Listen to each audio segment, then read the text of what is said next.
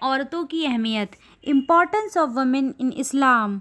جیسا کہ آپ لوگ کو معلوم ہوگا کہ پیغمبر اسلام حضرت محمد مصطفیٰ صلی اللہ علیہ وسلم کے دنیا میں تشریف لانے سے پہلے عرب کے لوگ شرم کے مارے لڑکیوں کو دفنا دیا کرتے تھے، اور قرآن شریف میں بھی اس کے بارے میں بیان آیا ہے کہ زندہ درگور کی جانے والی لڑکیوں کے بارے میں پوچھا جائے گا کہ کس جرم میں انہیں قتل کیا گیا، پیدا ہونے والی بچی نے آخر ایسی کیا خطا کی تھی، خدا نے جسے دنیا میں جینے کا حق دے کر بھیجا اسے قتل کیوں کر دیا گیا۔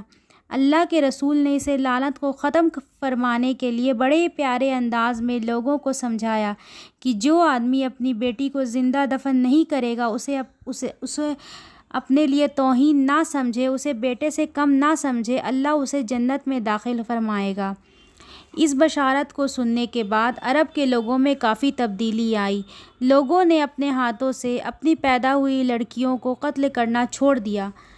تو آقا نے ایک خوشخبری سنائی، جس کے گھر میں 2 لڑکیاں پیدا ہوئیں اور گھر والوں نے اس کی اچھی ڈھنگ سے پرورش کی، انہیں اچھی تعلیم دی اور جوان ہونے پر ان کی شادی کرائی تو وہ میرے بہت قریب رہیں گے۔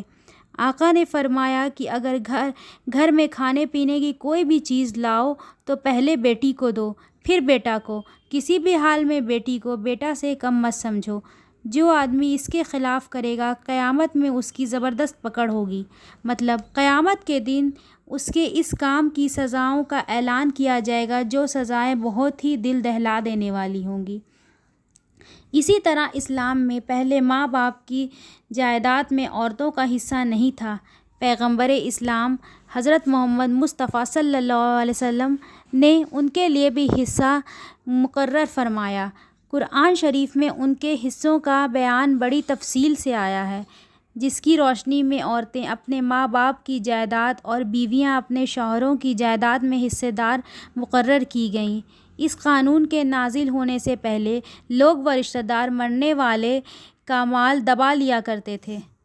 اسلام میں یہ بھی تعلیم دی کہ مرنے والوں کی اولاد اگر نابالغ ہو اور اپنے حصے کی جائیداد و مال کی حفاظت کرنے کے قابل نہ ہو تو خاندان کے لوگ اس کی حفاظت کریں اور قابل ہو جانے کے بعد انہیں سونپ دیں۔ اسی طرح لڑکیوں کی شادی کے بارے میں ان کی رائے و منظوری کو ضرور قرار دیا گیا۔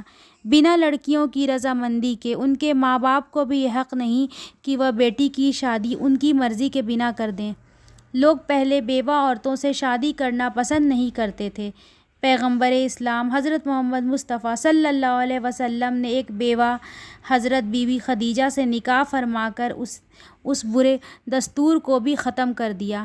حالانکہ آپ 25 سال کے اور وہ 40 سال کی تھیں، اپنی بیوی کے ساتھ اچھا برتاؤ کرنے کی بار بار تاکید فرمائی اور فرمایا کہ تم میں سب سے اچھا وہ ہے جو اپنے گھر والوں کے لیے اچھا ہو۔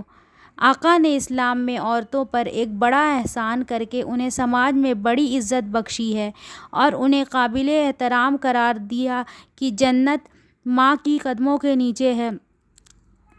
بڑی خوش نصیب ہے وہ حضرات جو بیٹا، بہن، بیوی، ماں وغیرہ جیسی ہستیوں کی قدر کرتے ہیں اور ان کا حق ادا کرتے ہیں۔ ہم سبھی کو چاہیے کہ عورتوں کی عزت کریں، ان کی عزت بھری نظر سے دیکھیں،